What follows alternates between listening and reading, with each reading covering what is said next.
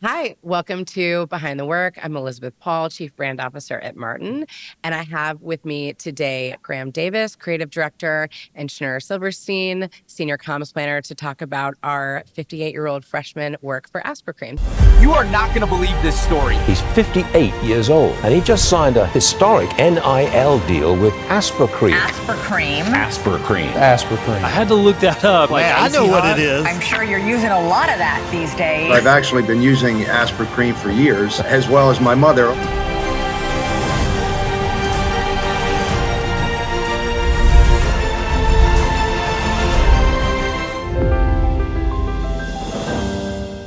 So last night was a big night at the Shorties. This work won Best in Category for Consumer Brand, Fitness, Health and Wellness, Sports. You won pencils at the one show. You're in contention for Cannes. This has been a big year for Aspercreme. How does it feel? It feels really good. I mean, I think it's a brand that we knew had like really big potential, but it's an overlooked brand. You know, it's sixth in the category. It's one that has bigger competitors that people like really don't think about that often. So to be able to do what we're able to do in market and now get some industry recognition too has been really cool.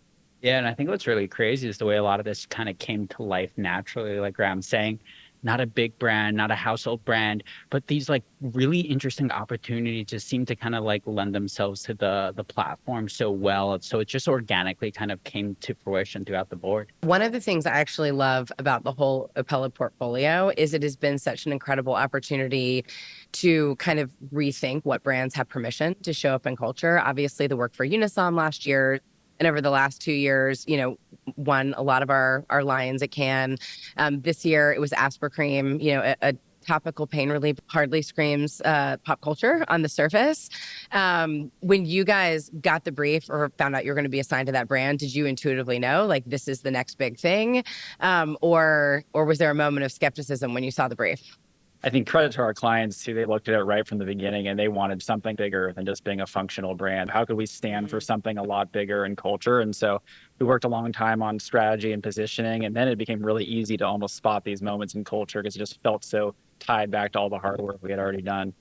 Yeah, and I think just to build on that, what's interesting is at least when you first get into the industry, it's so easy to want to be like, oh, the Nikes, the BMWs, the really big brands, even the Geicos that we have in the building, which are really amazing and exciting to work with. Like, that's where it seems like your like energy is. And when you get some of these smaller, brands and projects, you're like, oh, I really wish I had that other thing.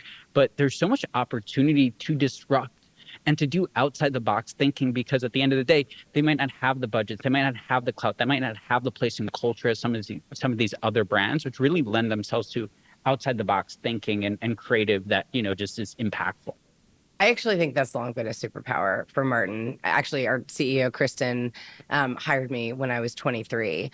And at the time, we both worked in new business. I remember asking her, like, what our strategy was. I was like, what are my favorite brands? And I was like, are we going to chase Nike? Are we going to chase Apple? Like all of these, incredible brands. And at the time, she was like, no, we're going to chase clients that have made interesting work. And it was a really good lesson for me in the industry, because she was like, sometimes when you get a call from a brand, the marketers who are there now might not be the marketers who made it famous. Sometimes the marketers that did the really bold thing have moved on and they've gone to another brand. And when I look at, brands like Geico is a really good example. When they were the government employees insurance company at the time, insurance was not like a famous category. And I often think we've done our best work for categories and for brands that haven't done their best work yet. And I think Aspercreme is a really good example of that, and definitely one that nobody saw coming. Absolutely. I think we all just like rallied together through it, and like we all know what we stand for. And once you have that North Star, and in our case, it was don't feel your age, act your age. It was something like that's a really clear through line that we can just all go run at collectively together. Yeah, one thing that I love about this story that really kind of predates the Tom Sillo integration and activation was all of the strategic work that was the foundation for all of these brands. And so I remember the first time I sat in an Opella review, and every single brand had this really interesting, really thoughtful strategy, place and culture, tension, and also incredible comms planning. Tell me a little bit about the insight and the platform that became the hunting ground for Act Your Age. Before you ever heard Tom's name, kind of where did it start before that? Yeah, I think it came from an insight of it's not age that makes you dull, and you see people often over 55, the way they're depicted in media and pop culture is not really rooted in reality. Like they're out there doing interesting things. So it's not age that makes you dull, it's pain that makes you dull, right? And so we're a pain relief brand. How can we help that part so you can even be better yourself and do all the things that you want to do? Yeah, I love the insight that age makes you interesting and pain makes you dull, and that often that is the thing that limits you and can come to define you. Because you're right, I think the way older, audiences are treated in culture is often defined by their pain, not their age. But the category too, like, really reinforced that because it was so focused on the pain. How did then that translate to where your hunting grounds were in culture? Because this isn't a brand with big TV budgets. Like, you had to launch this platform almost entirely through earned. Is that right? Our whole team, they're constantly just looking for moments, right? They're mining in culture. They're looking for different things, whether it's sports or entertainment or pop culture, music, TV, anything that's kind of going on. We're constantly sharing and talking. It's like, does that feel like the right opportunity? Yeah, and I think what's really interesting about this platform and a lot of the other ones, like you mentioned, when it comes to Appella, is not just the fact that it's a sharp and smart insight. Like, a lot of brands have a lot of sharp and smart insights, but what's interesting about Aspercreme and this one specifically, defying aging stereotypes, is it's so actionable, right? So like, if I take that and I go to a PR person, they understand what that means. If I take that to media, they understand what that means. It's just simple enough that everyone kind of gets it and can action off it so simply. So to Graham's point and to your point, when we set up something like a Slack channel and we're like, hey, the hunting grounds are for people that are, a little bit older, who are defying aging stereotypes. I know exactly what that looks like. I've seen that. That's on my feed. That's in my community. That's my, that's my parents. I have people in my life that I can connect that to, which makes it super actionable. And I think another point, just to go back for a second too, when you talk about the brands and some of the great work that we do, size is a factor. And to your point, having the clients that have the courage to kind of step outside the box and do something a little bit more daring, but also just a challenger mindset, right? And I know, like, even going to Geico, we talk about that all the time. It's like, we're a big brand, but we still have that challenger mindset. I think Aspercreme kind of embodies that perfectly when we say, hey, we're not just going to do the thing that you're expecting us to do. We're going to try to challenge, aging stereotypes with Tom Sillo. We also had a great activation with Spinal Tap, which was another like simple, clear thing that came up from a Slack channel on a conversation, because it's just like, in culture, we see it, we understand it. Yeah. So was the order, so the first kind of pop into pop culture was the Golden Bachelorette integration, then the Spinal Tap, like, branded entertainment piece. And then this was the third. I think the other thing that's really interesting is you have the brand popping into reality TV. You have the brand tapping into like a cult comedy mockumentary, and then the brand tapping into sports, which means you actually weren't just picking like a vertical of pop culture. You had an insight that would be like a horizontal across culture. The audience is everywhere, and to your point, it's a through line of this idea that can go anywhere, and we love that we can like explore different verticals and just like figure out what's next. So if I'm looking for ingredients that other people can learn from, you have amazing client partners with high ambition and a commitment to do something different. You have a challenger mentality that, getting to number one and keeping number one, to quote Phil Knight, means thinking and acting like number two. You have a really smart human truth and platform that gives you like a great hunting ground across culture. Let's get a little more specific on how the Tom work came to be. You lose something when you age.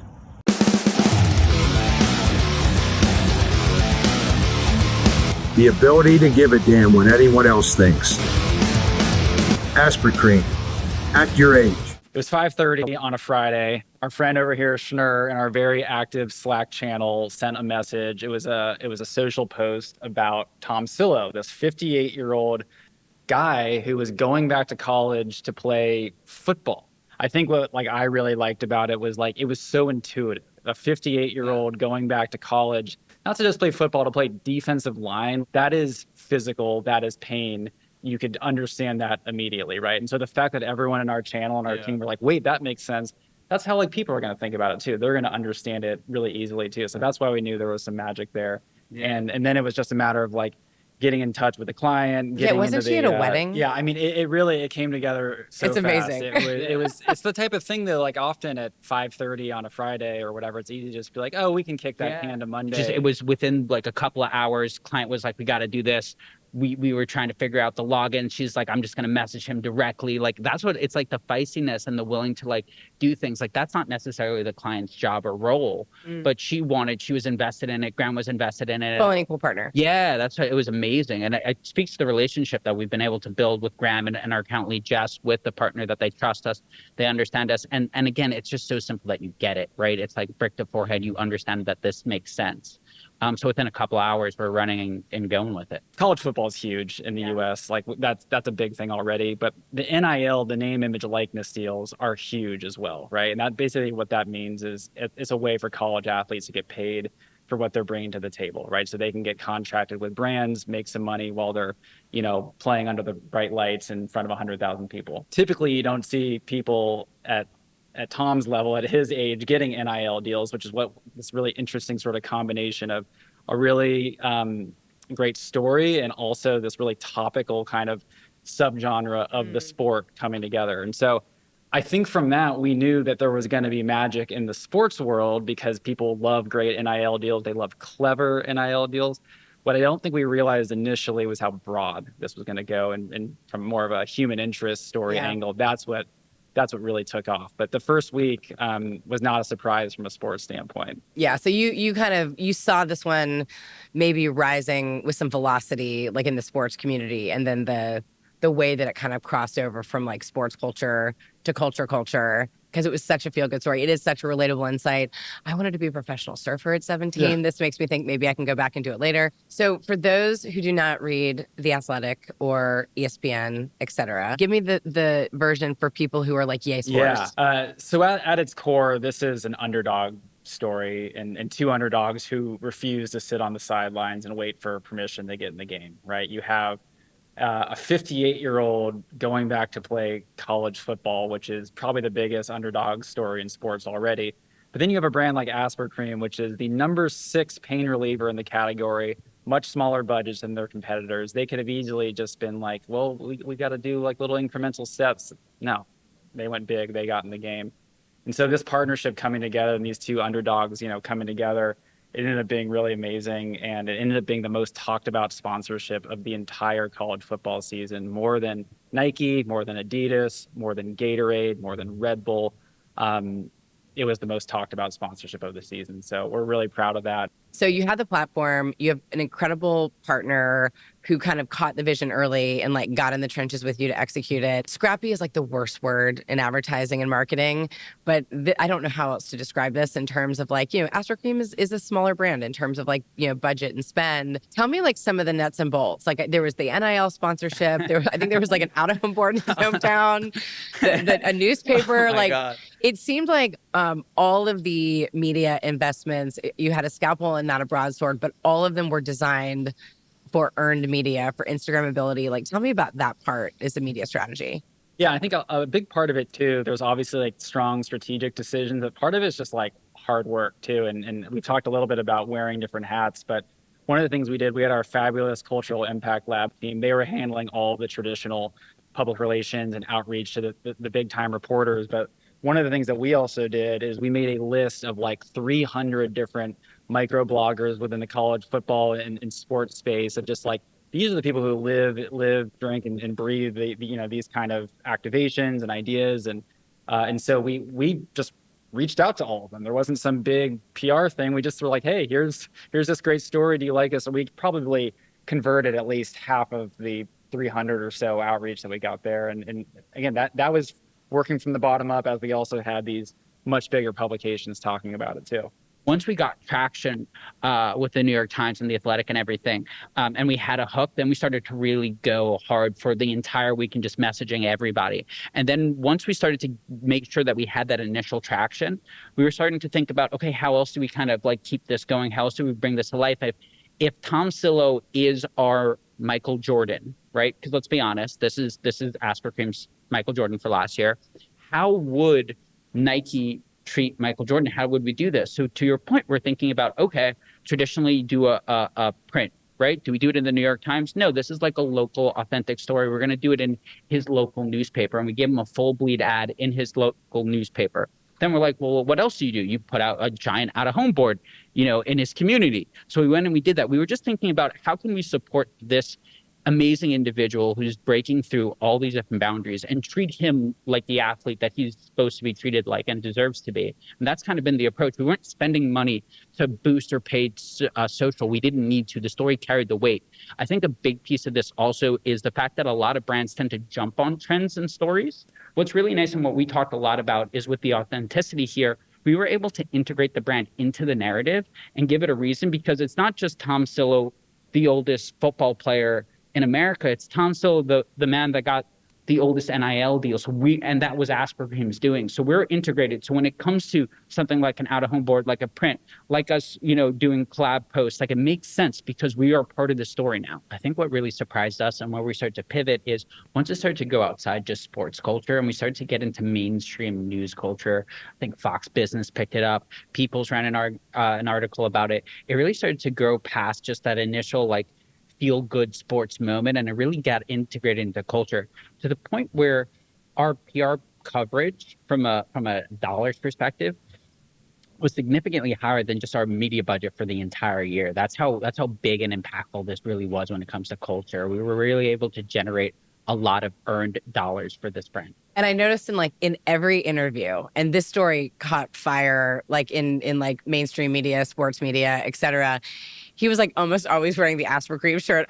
Did he have to do that, or was he just really excited? No, I mean, it's a natural partnership. He actually was already an Aspercreme user beforehand, which was amazing. And that was something we learned as we got in contact with him. And I think to your point, we got on this story so early and partnered with him so early that we were still on the upward swing of it. And so as it got to even bigger publications, like the People magazines of the world, ESPN College Game Day, we had already been really close as a partnership by then. So, and I think the authenticity from a fan perspective, they saw that we were supporting him, we were investing with him, we were there, but we weren't overstepping either. And we were doing things that championed him. I think everyone appreciated the authenticity and didn't just be like, oh, what is this brand doing over here? They really loved the partnership. One of my favorite things about this is how many people on their own started calling the agency and leaving messages at the front desk where they were like, I'm an 89-year-old weightlifter. I'm a 72-year-old skateboarder. And I actually I so loved that they were you see things in people that other brands or maybe other agencies don't see in people.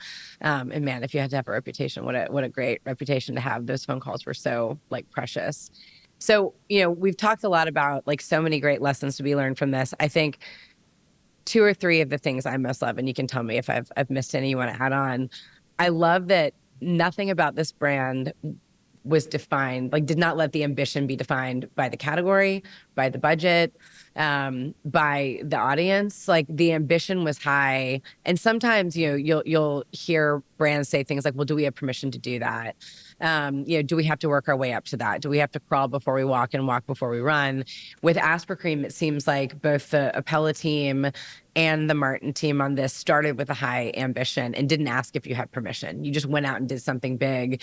And so the brand went from zero to hero from a pop cultural perspective, almost overnight by just having conviction and taking big swings. I also think the level of organized creative chaos. This is the first time we've had a strategist and a creative as the combo, let alone a comm strategist and a creative. But the bromance is real in terms of the way you two work together. But you also mentioned the role of the marketer, the role of the PR team, the role of the social team, the role of our influencer crew. Everybody, it seems leaned in on everything and swarmed around the idea. That feels maybe it's rarer than it should be, but it seems like it was one of the reasons why this was so successful. Yeah, I think the balance of what made it great is because you had experts in different fields who are also willing to wear many hats, right? And so you'd still have to have some kind of leadership and decision making, but it's if I had a thought about PR, I could run it by our PR team and they'd be like, ooh, that feels a little too far. That's not right. I was like, oh, great, that makes sense. If someone else had a thought, they could run it through comms planning or whatever. And so you're just constantly talking. And the fact it was so fast moving, there wasn't a lot of time for overthinking too. So you'd I love that. Every day you would take all right, here's a few hours. What do we think is the right move now? Because it wasn't just a one and done story. We did this for 3 months, constantly just pumping energy into the campaign and seeing how far it could go. And so a lot of this is actually about restraint too. And what moves to make, but when not to over rotate on something and to just let it feel natural and let a really simple story continue to evolve versus just adding all these extra layers that just confuse it. I love that. And to build, I think another thing that's really special is that everyone was wearing so many different hats because it wasn't like, oh no, I have this silo, this is what I work in. It was like, no, we're a collective team here. We have the same desired goal. At a certain point, it didn't really matter what anyone's title was. And now, yes, if you want to go back a second and talk about like the shirt, because I think that's funny, brilliant. Give the flowers to Graham, Neil, Jerry. They came up with this idea. We knew he was going to be on ESPN for College Game Day. Happened to be the biggest game of the year, Michigan, Ohio State. We didn't plan that, but it was like, okay, we're not going to be able to pay our way into something like that. How can we hack that moment? So what we did is we drove down there on a weekend, delivered him a shirt, hand delivered him a shirt so he can wear it, so we can get that placement throughout that entire segment. And then Marty Smith was kind enough to give us a shout out. But I'm saying like all that different thinking. And in that notion, Jess, who's the account person, turned into way more than an account person, like arranging the production and the pickup and like hotels and car drive. And like there was no ego in that. You know what I mean? And it was like I went down to go rent a car and drive. Like it wasn't like that's not my role. I went and shot social media with Graham's help. Me and Graham trying to edit photos and videos on a Saturday in a hotel. That's hilarious. That's its whole episode. But it was just like any and every hat to make it happen. Yeah. I mean, it's also a really good example that clarity on the foundations unlocks agility on decision making. You guys had spent the time really getting the foundations right around what this brand stands for, what is kind of the brand world and its position in the world that you're building, which allowed you to move really, really fast when the right opportunity struck. I think the playbook notion that like there are certain ways certain things are supposed to happen, or like rules of the road when it comes to like best practices or how to activate some of these things. But it didn't matter in this case. It was more about like what felt right in the moment and what was working for us, right? So a good example of that is like, let's talk about the social approach. We had dollars carved out to boost the social if needed. We made a decision over the weekend after the post was doing what it was doing that we should allocate those dollars elsewhere. We're not media planners, right? But we know enough and we understand and we're close enough to it that Graham and I and, you know, the decision makers on the team, Jess and such, that we were able to be flexible and kind of, again, speak outside of our role, but we weren't going and we were doing what felt right and what was right for this situation. Back to your point about restraint. Exactly. Yeah. Right. Like don't muddle a story. All right. Well, this has been an amazing episode of Behind the Work. We're so excited for how well this has performed for Aspercreme and in the industry. We'll see what happens next. But I feel like I'm really inspired and I've learned a lot of things I want to apply to other brands and future challenges. Thanks for joining us for this episode. And we will be back with another one soon.